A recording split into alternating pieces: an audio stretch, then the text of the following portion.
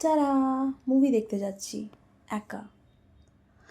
একটা মেয়ে যখন একা সব কিছু করতে পারে, নিজের সব কিছু একা ম্যানেজ করতে পারে, একা মুভি দেখতে যেতে পারে, একা শপিং করতে যেতে পারে, একা ঘুরতে যেতে পারে, একা ডিনার করতে পারে, এটার মানে হচ্ছে যে সে ইন্ডিপেন্ডেন্ট, সে নিজের খেয়াল রাখা শিখে গেছে এবং তার খেয়াল রাখার জন্য কারোর দরকার নেই। তার ফুলফিলমেন্টের জন্য, তাকে কমপ্লিট করার জন্য কারোর দরকার নেই, কারণ সে নিজেকে কমপ্লিট মনে করে যে সে নিজেই কমপ্লিট।